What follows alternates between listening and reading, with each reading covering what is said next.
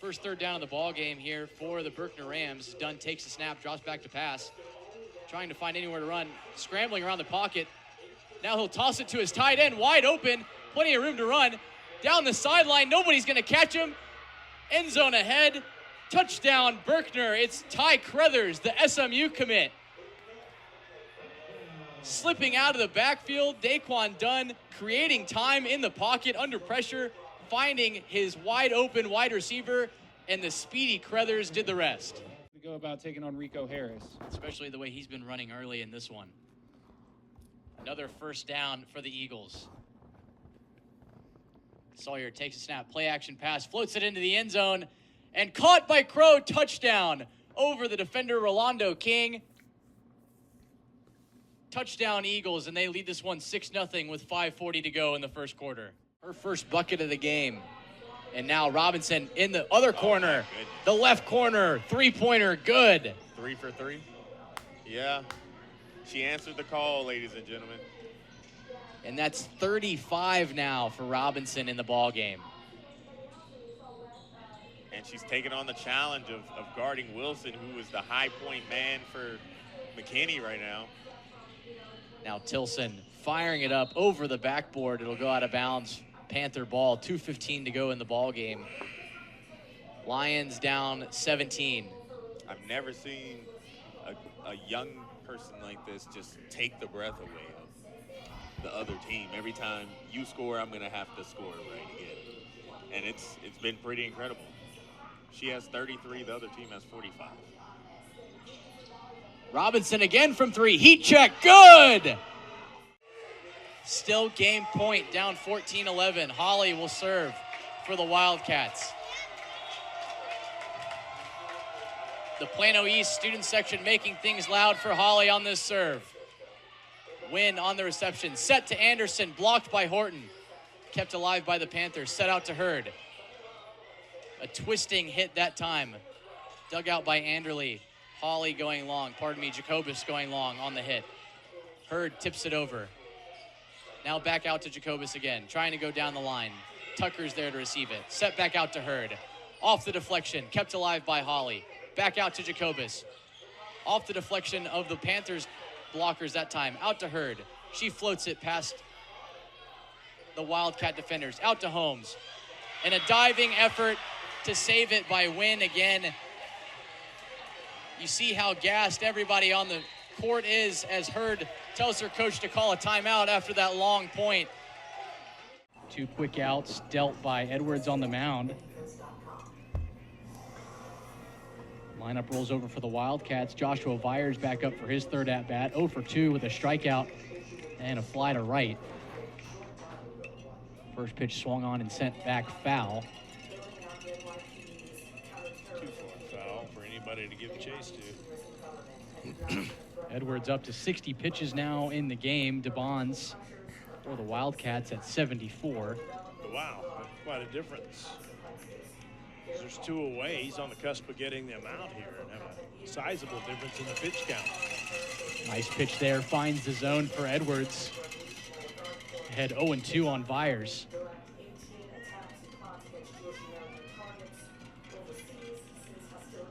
Now delivers. That one ripped to center field. Back at the track, at the wall, looking up, it's gone! Joshua Vyers ties it up with a deep fly to center field. We have a 2-2 ball game here in the bottom of the 5th. So after the solo shot in the previous half inning, Nelson still in some serious pain. He'll be pulled before the start of this 3rd inning. Connor Leos coming in to relieve Nelson on the mound. He pitched, I believe, just 2 pitches last night to record the final out of game 1. We'll see who replaces Leos at 3rd. But unfortunate to see Nelson taken out this early in the ball game because of an injury.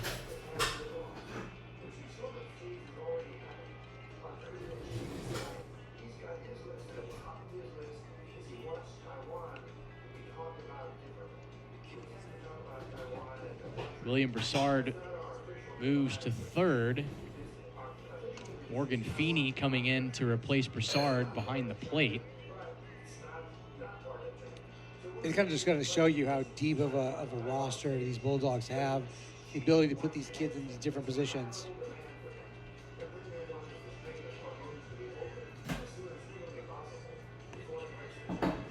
Well, definitely unfortunate for Nelson. Should they advance tonight, he'll have a chance to heal up and be ready for the next round. Able to help his own cause and his own team's cause, tying the game up with that long shot over the left field fence. Yeah. See if that'll be his only at-bat of the ball game. I assume it will be. Yeah, whatever the injury is, clearly does not impact his hitting.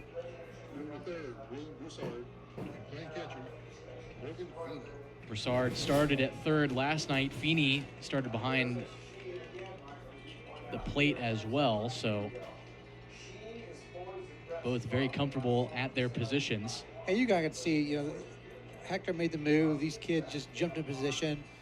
No panic, nothing from the Bulldogs. Because it just shows another sign of a very well coached ball team.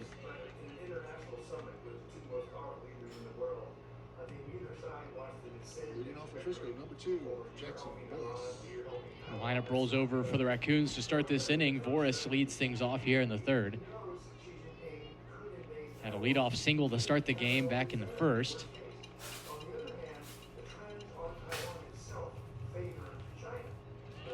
First pitch swung on and missed. Good movement on that pitch.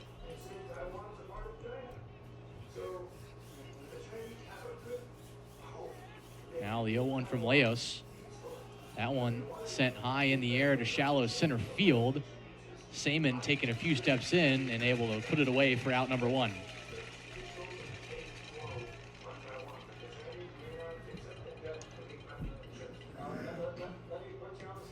Now batting, number 7, Jason Bustamante. Now the shortstop for the Raccoons, Jason Bustamante, steps in. Still 0 for 0 after earning a walk in his first at-bat.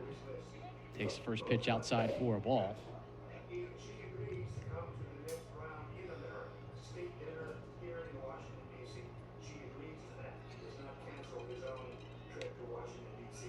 One 0 pitch from Leos, misses high and away. Now Bustamante ahead 2-0. Bustamante 2 for 3 last night with an RBI and a run.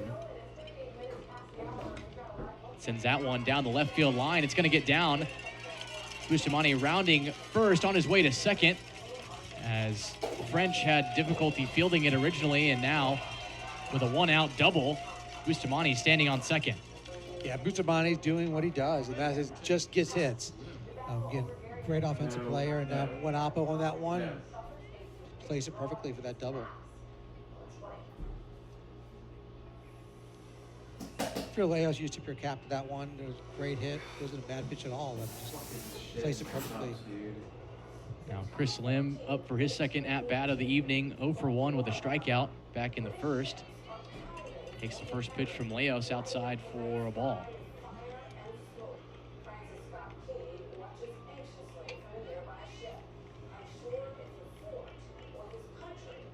And after the double from Bustamante, the Frisco dugout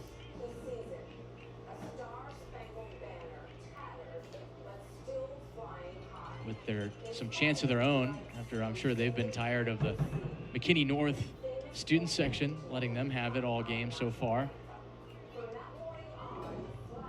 Another pitch outside of the zone from Leos, as Lim ahead 2-0. 2-0 pitch is sent to right center field. It's going to get down for a base hit before Seaman can field it on a hop. And now runners on the corners with 1 out for the Raccoons. Yeah, that one, Bustamante had to hold up, make sure it was going to drop, which prevented the score. Good base running, because it was one of those iffy ones. So you got the corners now. Good scoring opportunity here for the Raccoons, and they really need to do something aggressive and see if they can get them in. I would not be surprised if we see Lim going here at some point in this count. Now, Georgie Villarreal, the second baseman for the Raccoons, reached on a walk in his last at-bat. Trying to find a gap here.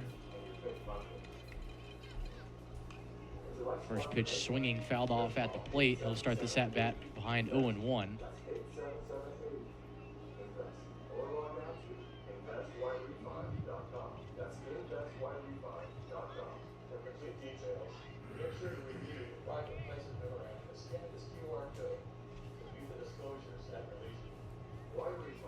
Oh, 1 count for Villarreal.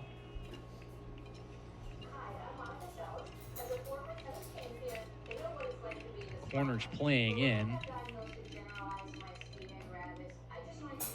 Now Villarreal takes outside, even the count at 1-1.